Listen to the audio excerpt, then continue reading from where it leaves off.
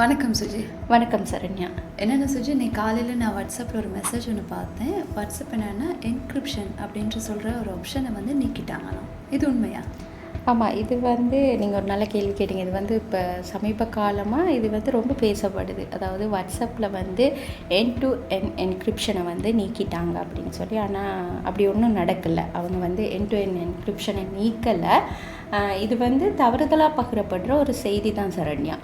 அப்படின்னா சொல்லி இது ஏன் பெரிய அளவில் ஷேர் பண்ணப்படுது? அப்போ இந்த வாட்ஸ்அப்பை யூஸ் பண்ணுறவங்களுக்கு இதன் மூலமாக ஏதாவது பிரச்சனை வருமா? ஏன் இதை கண்டுபிடி பயப்படுறாங்க? ஆமாம், அதாவது இப்போ நாங்கள் ஒரு விஷயத்தை பார்க்கணும், ஏன் இது வந்துச்சு அப்படின்னு பார்க்குறது நீங்கள் கேட்ட மாதிரி ஏன் இதுக்கு பயப்படுறாங்க அப்படின்னு சொல்லி பார்க்கக்குள்ள மெட்டா நிறுவனம் அவங்களோட தளத்தில், அதாவது அவங்களோட இருக்கு இல்லையா, ஃபேஸ்புக், வாட்ஸ்அப், த்ரெட்ஸ், இன்ஸ்டாகிராம், இந்த தளங்களில் அவங்க ஒரே மாதிரியான கொள்கைகளை சில நேரம் கடைப்பிடிக்கிறது இல்லை. ஃபேஸ்புக்குக்கு ஒரு மாதிரி ரூல்ஸ் இருக்கும், இன்ஸ்டாகிராமில் வேறு மாதிரி, வாட்ஸ்அப் வேறு மாதிரி. சில அப்டேட்ஸ் ஃபேஸ்புக்கில் வரும், சிலது வாட்ஸ்அப்பில் வரும். அதுக்கப்புறம் தான் அது ஒவ்வொருக்கும் மாறிக்கிட்டு போகும். அந்த மாதிரி இருக்குது. அந்த மாதிரி தான் மெட்டா மே மாதம் 8ஆம் தேதி இன்ஸ்டாகிராமில், அதாவது டிரெக்ட் மெசேஜ் சர்வீஸ் இருக்கு இல்லையா, அதில் ஆப்ஷனலில் என்கிரிப்ஷன் வசதியை நிறுத்தியிருந்தாங்க. அதாவது மெசேஜ் பண்ணுறது, இப்போ வாட்ஸ்அப் சொல்கிறது நம்மளோட மெசேஜிங் தளம் ஒன்று தானே. அப்போ அது மாதிரி இன்ஸ்டாகிராம் டிரெக்ட் மெசேஜ் சர்வீஸில் அவங்கள என்கிரிப்ஷன் ஆப்ஷனை முற்றாக நிறுத்திட்டாங்க. அதுக்கு காரணம் இந்த என்கிரிப்ஷன் ஆப்ஷனை யாருமே அதிக அளவில் பயனர்கள் பயன்படுத்தலை அப்படின்றதுக்காகத்தான் இவங்க இந்த 8ஆம் தேதியிலேருந்து, மே 8ஆம் தேதியிலேருந்து இந்த என்கிரிப்ஷனை இன்ஸ்டாகிராம்லேருந்து நீக்கியிருந்தாங்க.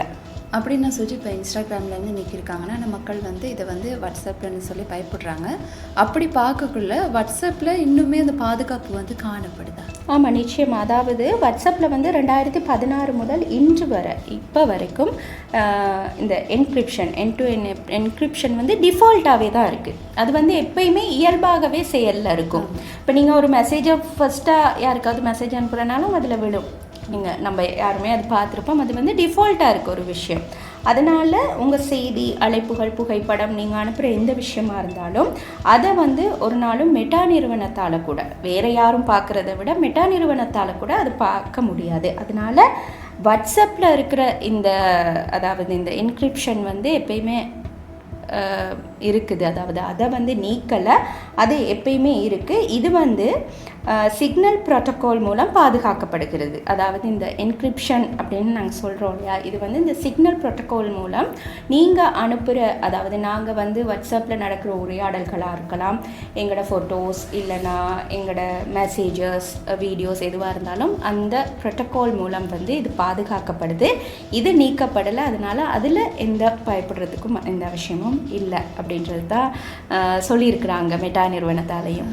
அப்படி பார்க்கல, இந்த மெட்டான்னு சொல்லக்குள்ள மெட்டாக்கு கீழே வாட்ஸ்அப் மட்டும் கிடையாது, இப்போ த்ரெட்ஸ் காணப்படுது. அது மட்டும் இல்லாமல் இன்ஸ்டாகிராம், இந்த மாதிரி நிறைய விடயங்கள் காணப்படுது. அதன் அடிப்படையில் சுற்றி இந்த த்ரெட்ஸ், அதே மாதிரி மெசேஞ்சர், ஃபேஸ்புக்கில் இருக்கு இல்லையா மெசேஞ்சர் பற்றி சில விஷயங்கள் சொல்ல முடியாது. அதுக்காக இதுலேயும் இந்த மாதிரியான விஷயங்கள் தாக்கத்தை செலுத்தி இருக்குதா அப்படின்னு? ஆமாம், இப்போ மெசேஞ்சரில் இது இயல்பாகவே இந்த வசதி இருக்குது 2023 முதல். ஆனால் த்ரெட்ஸை பொறுத்தவரையில் இந்த என் டு என் என்கிரிப்ஷன்றது இன்னும் வழங்கப்படலை. இது அப்படி பார்க்கும்போது நீங்கள் த்ரெட்ஸ் மூலமாக மெசேஜஸ் அனுப்புகிறதோ அதில் பகிரப்படுற விஷயங்களையும் மெட்டா நிறுவனத்தால் பார்க்க முடியும்ன்றது தான் நாங்கள் தெரிவிச்சுக்கிற விஷயமா இருக்குது. அதாவது அதில் இதுவரைக்கும் அந்த வசதியை அவங்க வழங்கலை. ஆனால் த்ரெட்ஸை பொறுத்தவரையில் மெட்டா புகைப்படங்களை திருடுதா அப்படின்னு கேட்டால் அப்படி இல்லை. அதுக்கான சில உரிமைகள், அதாவது டேர்ம்ஸ் அண்ட் கண்டிஷன்ஸ் நாங்கள் பார்ப்போம். அதில் அதுகளை ஒத்துக்கிட்டு தான் நாங்கள் அடுத்த அந்த என்ன சொல்கிறது, அந்த ஆப்பை நாங்கள் டவுன்லோட் பண்ணுறதோ யூஸ் பண்ணுறதோ இருக்கும். இது வரைக்கும் த்ரெட்ஸில் அது வழங்கப்படலை அப்படின்னு தான் தெரிவிச்சிருக்காங்க. அது எவ்வளவு தூரம் அது பாதுகாக்கப்படுறது அப்படின்ற சம்மந்தமான இதுவரை ஒரு தெளிவில்லாமல் தான் இருக்குது. அப்போ சுஜி, இப்போ நீங்கள் சொல்கிறது படி பார்த்தா இன்னொரு செய்தியும் கூட ஃபேஸ்புக்கில் வைரலாக பரவப்படுது. என்னென்னா, நாளை முதல் நம்மளோட ஃபோட்டோஸை ஃபேஸ்புக்கால் பார்க்க முடியும், யூஸ் பண்ண முடியும்னு சொல்லி வருது. ஆகவே இதை தடுக்கணுமா இருந்தால் அந்த காணப்படுற அறிப்பு காப்பி பண்ணி பேஸ்ட் பண்ணுங்கள். பேஸ்ட் பண்ண அந்த இலத்திரின் ரீதியாக நீங்கள் கொடுக்குற விஷயம் ஏற்றுக்கொள்ளப்பட்டு உங்களுடைய ஃபோட்டோஸை பயன்படுத்த முடியாது அப்படின்னு சொல்லி ஒரு தகவல் சமூக ஊடகங்களில் வெளியாகுது. இதன் உண்மை சரிபார்ப்பு எப்படி சொல்லி? ஆமாம், இப்போ இது பார்க்கும்போது இந்த மெசேஜஸ் வந்து, அதாவது இந்த மெசேஜை வந்து காப்பி பேஸ்ட் பண்ணி உங்களோட ஃபீடில் போட்டிங்கன்னு சொன்னால் இதுக்கப்புறம், அதாவது இந்த மெசேஜை போட்டவங்க மாத்திரம் ஃபோட்டோஸை யாரும் எடுக்க மாட்டாங்க அப்படின்னு ஃபேஸ்புக் அறிவிச்சிருக்கிறதா. அது இன்னையிலேருந்து அது வந்து நடைமுறையில் இருக்கிறதா தான் அந்த மெசேஜஸில் வரும். இது வந்து இப்போ இல்லை, இது வந்து இப்போ நீண்ட காலமாக இந்த மாதிரி இந்த மெசேஜ் வந்து ஷேர் பண்ணிக்கிட்டே தான் இருக்கிறாங்க. இப்போ சமீப காலமாக இப்போ ஒரு 2 நாட்களாக வந்து குறிப்பாக நாங்கள் சொல்லுவோமே தமிழ் பயனர்கள், தமிழ் மொழியில் வந்து இது ரொம்பவே ஷேர் பண்ணப்படுது. ஆனால் இது வந்து உண்மை இல்லை. அதாவது நீங்கள் வந்து ஃபேஸ்புக் ஸ்டார்ட் பண்ணுறீங்க, நான் முதல் சொன்ன மாதிரி, அப்போ டேர்ம்ஸ் அண்ட் சர்வீசஸ் கண்டிஷன்ஸ் இதுகள் இருக்குது. இதுக்கெல்லாம் ஒப்புக்கொண்டுட்டதுக்கு பிறகு தான் நீங்கள் வந்து அதை தொடர்ந்து மேற்கொண்டு போகிறீங்க. அதுக்கான இதுகள் அந்த படிமுறைகள் எல்லாம் பூர்த்தி செய்ததுக்கு அப்புறம். அப்படி இருக்கக்குள்ளே இப்படி ஒரு மெசேஜை நீங்கள் வந்து காப்பி பண்ணி பேஸ்ட் பண்ணால் மட்டும் அந்த சட்டப்பூர்வ ஒப்பந்தங்களோ அந்த அறிவிப்புகளோ வந்து ஒருபோதும் மாற்றப்பட போகிறதில்லை. அதனால் இது வந்து ஸ்டேட்டஸ் போடுவதாலோ இல்லைனா நீங்கள் வந்து இதை காப்பி பேஸ்ட் பண்ணி போடுறதுனால எந்த ஒரு மாற்றங்களும் ஏற்பட போகிறதில்லை. இது வந்து சாதாரணமாக ஒரு தவறாக பகிரப்படுற ஒரு தகவல் மாத்திரம்தான். அப்போ லட்சக்கணக்கான பேர் கோடிக்கணக்கான பேர் ஃபேஸ்புக் யூஸ் பண்ணுறாங்க. இதில் யார் காப்பி பண்ணுறா, யார் ஃபேஸ்புக் பார்த்துட்டு இருக்காங்க. ஆமாம், அதுதான் வேறு மாதிரி இருக்குது. அப்போ சொல்லி அந்த இதுக்கு வந்து ஒரு ஆதாரமாக கொடுக்குறாங்க. என்னென்னா ஒரு 6 மினிட்ஸ்ன்னு சொல்லி ஒரு நிகழ்ச்சி ஒன்று இருக்குது. அந்த நிகழ்ச்சியிலையுமே வந்து இது சம்மந்தமாக அறிவிக்கப்பட்டதாகவும் வந்து சொல்கிறாங்களே. ஆமாம், அந்த 6 மினிட்ஸ் ப்ரோக்ராமில் வந்து இந்த மாதிரி ஒரு விஷயத்தை எந்த இடத்துலையும் பேசலை. அதில் அந்த என்ன சொல்கிறது, அந்த தகவலில் அந்த காப்பி பண்ணி பேஸ்ட் பண்ணுற அந்த இதில் வந்து சொல்கிறது வந்து வழக்கறிஞர்களும் சொல்லியிருக்கிறாங்க அப்படின்னு சொல்லி. இது வந்து அந்த 6 மினிட் ப்ரோக்ராமில் வந்து எந்த இடத்துலையும் இப்படி பேசலை. இன்னொரு விஷயத்த சொல்லணும், நீங்கள் ஃபேஸ்புக்கில் ஷேர் பண்ணுற படங்களாக இருக்கட்டும், எந்த ஒரு தகவலாக இருக்கட்டும், அதில் உரிமம் வந்து உங்கள்கிட்ட மட்டும்தான் இருக்கும், எங்கள்கிட்ட மட்டும்தான் இருக்கும். அது வந்து எந்த காரணங்களுக்கு கொண்டும் எங்கேயும் அதாவது விற்கப்படவோ திருட்டுத்தனமாக எடுக்கவோ அந்த மெட்டா நிறுவனம் அந்த வேலையை செய்கிறது இல்லை. ஆனால் சில சந்தர்ப்பங்களில் இது சமூக வலைத்தள பொது பயன்பாடுகளுக்காக இந்த படங்களை பயன்படுத்துறதுக்கான லைசன்ஸை வந்து நீங்கள் வழங்கியிருப்பீங்க. அந்த சந்தர்ப்பத்தில் இது எடுக்கப்படும். ஆனால் அதற்காக வந்து மெட்டா வந்து உங்களோட ஃபோட்டோஸை வந்து திருடுறாங்களோ இல்லைனா அதை விற்கிறாங்களோன்றதுக்கான அர்த்தம் கிடையாது. அப்படி இல்லை, அது வந்து நீங்களாக அந்த லைசன்ஸை கொடுத்துருக்கீங்க ஒரு முக்கியமான பொதுவான ஒரு செயற்பாடுகளுக்காக மாத்திரம். ஆனால் இந்த மாதிரி ஒரு காப்பி பேஸ்ட் பண்ணி ஒரு இதை செய்கிறதன் மூலமாக அந்த சட்டப்பூர்வ விதிகள் வந்து ஒரு நாளும் மாற்றப்பட போகிறதில்ல. மற்றது அந்த 6 மினிட் ப்ரோக்ராம்லேயும் அது சம்மந்தமாக எந்த அறிவிப்புகளும் வெளியிடப்பட்டிருக்கல. இப்போ இதிலேருந்து என்ன தெரியுதுன்னா சுஜி, இப்போ ஒரு விஷயத்தை வந்து நம்ப வைக்கணும்னு சொன்னால் இன்னொரு ஆதாரமாக வந்து ஏதாவது ஒரு ப்ரோக்ராம்ஸ் இல்லாட்டி ஒரு டிவி சேனல் இப்படி சொன்னாங்க அப்படின்ற சொல்கிறது சொன்னால் அந்த பார்க்குறவங்க வந்து நம்பிடுவாங்க. யாரும் போய்ட்டு ஆராய மாட்டாங்க. இப்படி ஒரு நிகழ்ச்சியில் வந்து இப்படி சொல்லியிருக்காங்க, மேபி அந்த நிகழ்ச்சி 1 ஹவராக இருக்கலாம், 2 ஹவர்ஸாக இருக்கலாம், யாரும் போய்ட்டு ஃபுல்லாக பார்க்கவும் மாட்டாங்க. அப்போ அதுக்காக தான் இந்த மாதிரி உத்திகளை கையாளுறாங்கன்னு சொல்லி நினைக்கிறேன். இப்படி சொல்லக்குள்ள சுஜி, இந்த என்கிரிப்ஷன் அப்படின்ற ஆப்ஷன்னால நம்மளுடைய தகவல் பாதுகாக்கப்படுறதா மாதிரி தான் நீங்கள் சொல்கிறத வச்சு பார்த்தா இருக்குது. முழுமையாக நம்மளுடைய தரவுகளாக இருக்கலாம், தகவல்களாக இருக்கலாம், இந்த என்கிரிப்ஷன் அப்படின்ற ஆப்ஷனை வந்து நம்ம வச்சுருக்கிறதுனால பாதுகாக்கப்படுதா? அதாவது இந்த கேள்வியை பொறுத்தவரையில் என்கிரிப்ஷன் வந்து உங்களோட கண்டென்ட், உங்களோட கண்டென்ட்டை வந்து அது பாதுகாக்கும். ஆனால் மெட்டா தரவு, அந்த மெட்டா டேட்டாவில் வந்து அந்த தகவல்கள் வந்து சேமிக்கப்படும். நீங்கள் என்ன தகவல்கள் கொடுக்குறீங்களோ, படங்களாக இருக்கலாம், வீடியோவாக இருக்கலாம், அது வந்து சேமிக்கப்படும். அதாவது நீங்கள் யாருக்கு மெசேஜ் அனுப்புகிறீங்க, எந்த நேரத்தில் அனுப்புகிறீங்க, மற்றது உங்களோட ஐபி அட்ரஸ், இந்த தகவல்கள் வந்து அதில் அடங்கியிருக்கும். அந்த மெட்டா டேட்டாவில் வந்து எந்த ஒரு நிறுவனமாக இருந்தாலும் நாங்கள் இணையத்தின் மூலமாக செயற்படக்குள்ள எங்களோட டேட்டா ஏதோ ஒரு இடத்துல சேமிக்கப்படுவது வந்து உறுதி. ஆனால் இது வந்து விற்கப்படுமா இல்லைனா அது வந்து திருடி தவறான வழிகளுக்கு யூஸ் பண்ணப்படுறாங்களான்னு கேட்டால் அப்படி இல்லை. அதாவது மெட்டா நிறுவனம் அந்த மாதிரியான வேலைகளை வந்து செய்கிறது இல்லை. ஆனால் இந்த தரவுகள் வந்து கட்டாயம் மெட்டா டேட்டாஸில் அந்த தரவுகள் வந்து சேமிக்கப்படுறது. அந்த நான் சொன்ன மாதிரி ஐபி அட்ரஸாக இருக்கலாம், இது போன்ற விஷயங்கள் சேமிக்கப்படுது. ஆனால் இது வந்து வெளியில் போகுதான்னு கேட்டால் அது இல்லை. அதுக்கான உத்தரவாதத்தை வந்து மெட்டா நிறுவனம் தரும். ஆனால் தரவுகள் வந்து நிச்சயமாக சேமிக்கப்படுதுன்றது தான் ஒரு உண்மையான விஷயமா இருக்குது.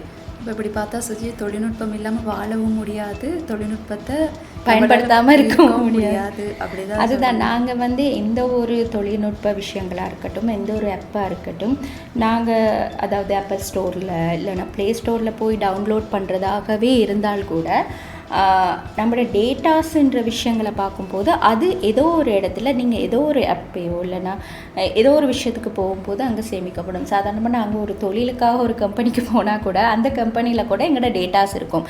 அதுக்காக நாங்கள் அந்த கம்பெனி வந்து எங்களோட டேட்டாஸை வெளியில் கொடுக்குறாங்க, எங்களை பற்றி யாராவது கேட்கும்போது அவங்க அதை தகவல்களை வழங்குறாங்க அப்படின்னு கேட்டால் அது இல்லை. காரணம் அந்த கம்பெனி எங்களுக்கு லாயலாக இருக்குது, எங்களுக்கு உண்மையாக இருக்குது, நாங்கள் அந்த கம்பெனிக்கு உண்மையாக இருக்கோம். அந்த தகவல்கள் வந்து டேட்டாஸ் வந்து அந்த கம்பெனியோட பாதுகாப்பு, இன்னொன்று அதில் தொழில் புரியிற ஊழியர்களோட பாதுகாப்புக்காக அந்த டேட்டாஸை வந்து அவங்க பத்திரப்படுத்தி வச்சுருப்பாங்க. ஆனால் இதை வெளியில் கொடுக்குறாங்களான்னு கேட்டால் நிச்சயமாக அது நடக்காது. ஒரு கம்பெனி வந்து அதுதான் அந்த நம்பிக்கைன்றது. அது மாதிரி தான் இந்த மெட்டா தளமும். மெட்டா வந்து இயங்குறது வந்து பயனர்கள் தான் அவங்களோட வாடிக்கையாளர்கள்.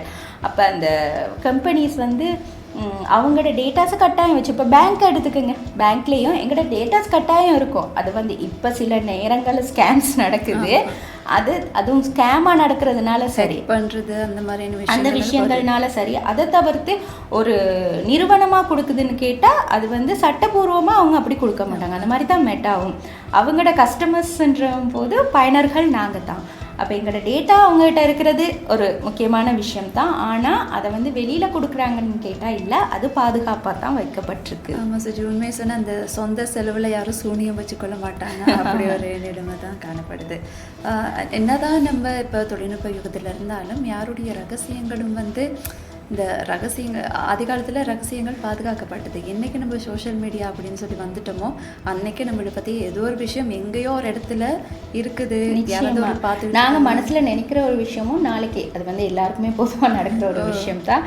நாளைக்கு நீங்கள் ஃபோனை பார்க்கும்போது நீங்கள் மனசில் தான் நினச்சிருப்பீங்க, எங்கேயோ ஒரு இடத்துல பேசியிருப்பீங்க, அது வந்து நீங்கள் தேடாமையே உங்களோட ஃபீல்டில் வரக்கூடியதாக இருக்கும். அது உங்களோட ஃபோனில் இருக்க அந்த மைக் சிஸ்டம்னால் அது இயல்பாகவே நடக்கிற ஒரு விஷயம். இது மாதிரி நாங்கள் தொழில்நுட்பத்தோட பிணைந்து தான் இந்த காலத்தில் வாழ்ந்துட்டுருக்கோம். அதனால் தகவல்கள் தொடர்பு பார்க்கும்போது நாங்கள் தகவல்களை சேமிக்கணும். அதாவது எல்லா விஷயங்களையும் நாங்கள் வந்து ஃபோனில் தான் வச்சுருக்கோம் அப்படின்னா நல்ல விஷயம்தான். ஃபோன் நாங்கள் இந்த நேரமும் வச்சுருக்க ஒரு விஷயம், ஃபோனில் வச்சுருப்போம் எல்லா தரவுகளையும். இருந்தாலும் அதையும் இன்னும் நாங்கள் பாதுகாப்பாக வச்சுருக்கணும்.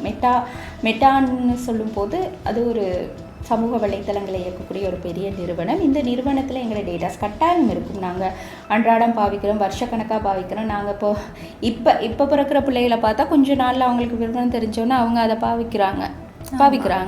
அப்போ நாங்கள் இறக்கும் வரைக்குமே இப்போ இதை பாவிக்கிறோம்.